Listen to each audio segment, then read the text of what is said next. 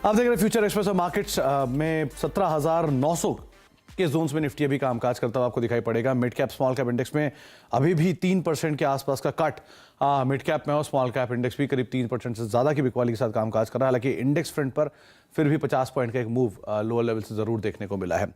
Rajesh ji, situation में pharma के साथ ही जाएंगे सस्ते ऑप्शन में?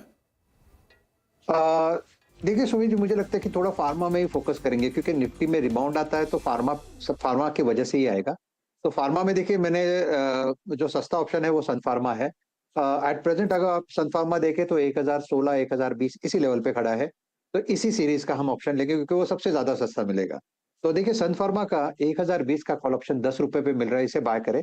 आप इसका स्टॉप लॉस रखें करीबन 6 रुपए के आसपास, और इसका टारगेट बनता है वो कम से कम 24 का बनेगा। तो रिस्क टू रिवॉर्ड जो है 4 रुपए का रिस्क है और सामने कम से कम 14 रुपीज का रिवॉर्ड है। तो अगले अगले अगर आज भी नहीं चलता है तो अगले हफ्ते में मुझे लगता है ये टारगेट आ जाएगा। तो ये सस्ता ऑप्शन रहेगा सन फार्मा का 1020 का कॉल ऑप्शन।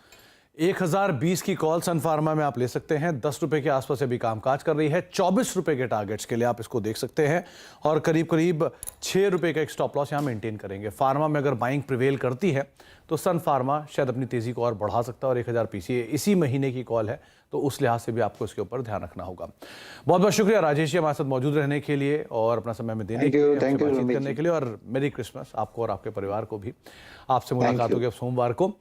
इसके अलावा अब कुछ और जानकार जिनसे हमने बातचीत की, उसमें पैसिफिक पैराडाइम की पुनीता कुमार सिन्हा से हमने खास बातचीत की है। उनका मानना है कि अप्रैल मई तक बाजार में बॉटम बन सकता है। अमेरिका में अभी मंदी का कोई भी संकेत फिलहाल नहीं दिखाई पड़ रहा। I expect the markets will really bottom by the first 4-5 months of the year in the calendar year 2023, because I think by then the Fed will be done. Earnings should bottom out.